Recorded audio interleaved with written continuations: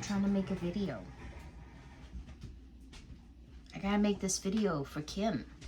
I gotta talk about this GLP-1 stuffs. Is that okay? Am I allowed to make a video? What are you doing? Everybody's looking at the back of your noodle. Are you sleepy? Are you tired? Yeah, you're tired? Okay. Do you want to lay down on the bed? Yes. Okay, you don't have to punch me in the face, dude. Hang on. Hey everybody, it's Allie. I'm on a fantabulous weight loss quest, and hopefully you'll subscribe, come along for the ride, because I put out new videos every day, and today's video is for Kim.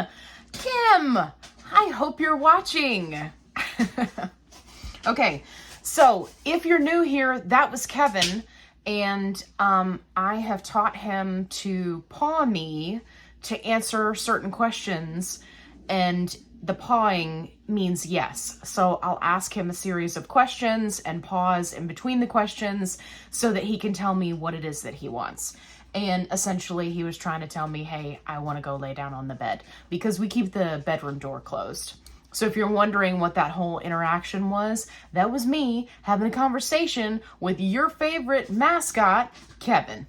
Okay, let's jump into this video for Kim. So Kim's question was about moving from Semaglutide to Tirzepatide. And if you're wondering what that crunching sound is, I just gave everybody a chew so that they would be good, so I could record the video. So if you hear crunching, I'm so sorry. So when you're switching from Semaglutide to Tirzepatide, right? So Wegovy, Ozempic, Zepbound, Mounjaro, right? When you're making the switch. One thing that is really, really challenging for patients is that doctors are not taking into account that these are two different GLP-1 medications. And they have different side effects, and the effect of them on the patient differs from patient to patient, right? So there's a lot of variables here. So what I have seen through my research, side note, I'm not a doctor. What I've seen through my research is that doctors have a tendency to move people over to Tirzepatide at a much higher dose than they should. Why do they do this? Well, because there was this chart that was put out that's supposed to show the equivalent dosage if you're moving from one GLP to the other. Now, here's the challenge with this.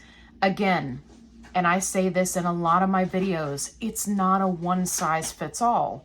So there are some people who can transition over from the highest of Semaglutide and then come over to, 5 or 7.5 of Tirzepatide, and A, be perfectly fine, and B, not have a ton of horrible side effects.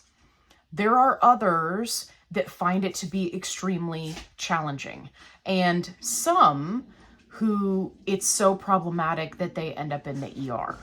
So what do I recommend based off of what I've seen? Again, I'm not a doctor. What I recommend to people is that you start out at the lowest dose of Tirzepatide. Now, what's going to happen if you do that? There is a possibility that it's going to start out and nothing's going to happen. Meaning you're going to start at 2.5. You may or may not lose any weight. You may gain a little bit of weight as some of that inflammation comes back, switching from one to the other. It takes 4 weeks to build up in your system, and then you may start to see improvement. You may not. You may have to immediately transition to 5 and then again to 7.5. It just depends on the person, but, and this is a big but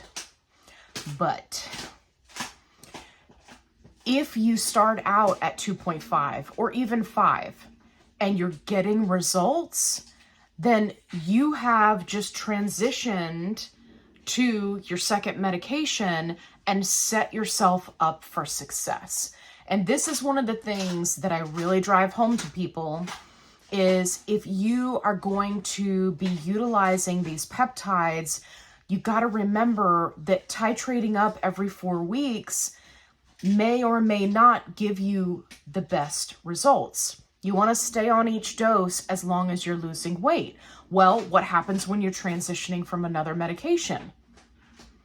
If you skip straight to 7.5 because your doctor says it'll be fine, could it be fine? Yes. Could you also not see any results on 7.5? Yes. You won't know until you try. But for me, I would rather start out lower and have nothing happen than to start out higher and be ridiculously sick.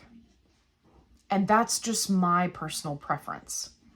The other thing is, I would rather start out lower to see what kind of sensitivity do I have to this new peptide, right?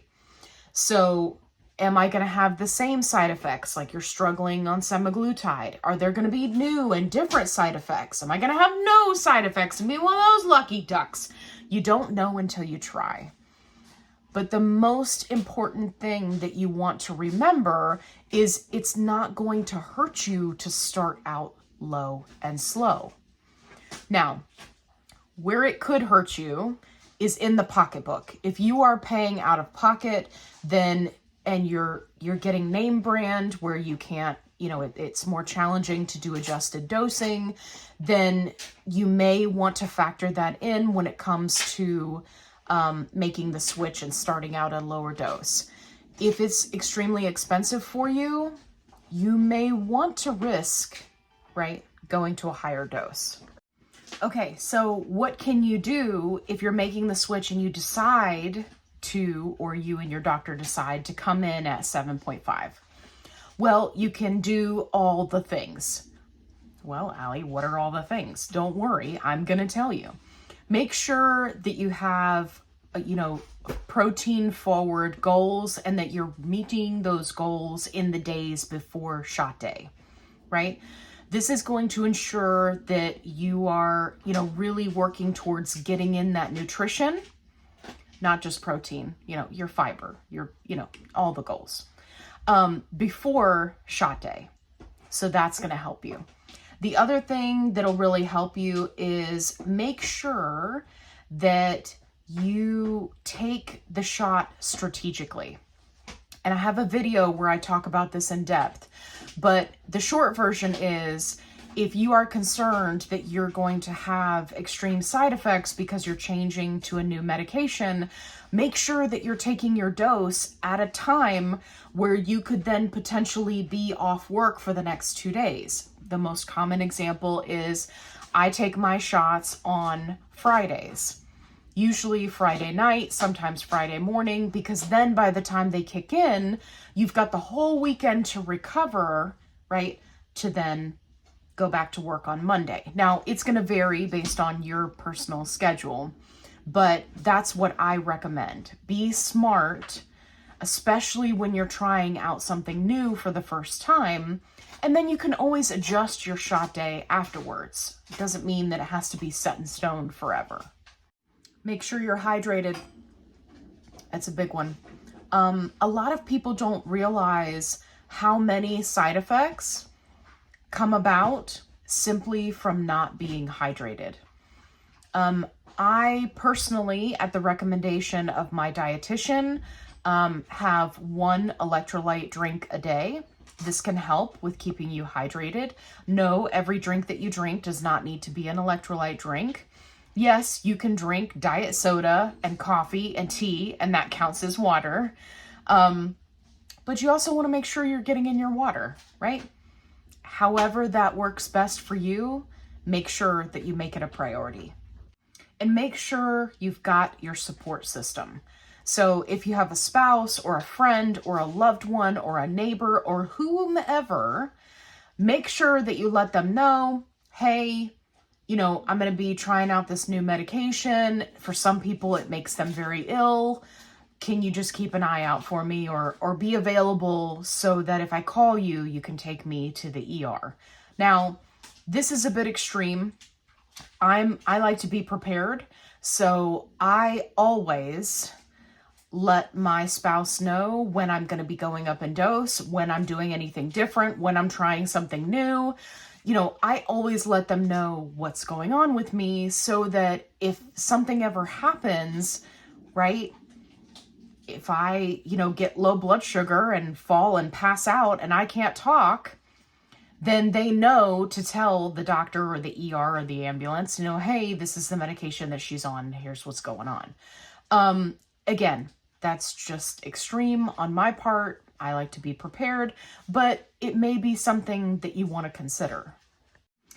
Last but not least, you need to have a good relationship with your doctor, and do not be afraid to tell them that the dose is too high. So if your doctor switches you over and you start out at 7.5 and you're finding that you are absolutely miserable for days and days, do not be afraid to say to your doc, hey, doc, this wasn't a good idea.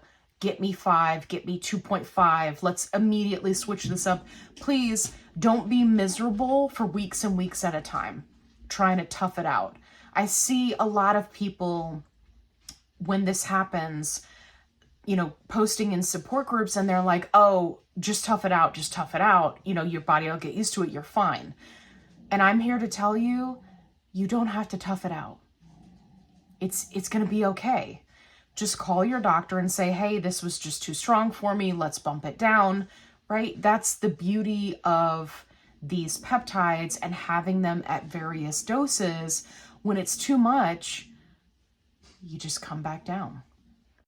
I hope you found this video helpful. If you did, give me a thumbs up. If you haven't already, subscribe. I'd love to have you along for the ride. Make sure you go check out my other videos where I have helpful tips and tricks that can help you on your health journey.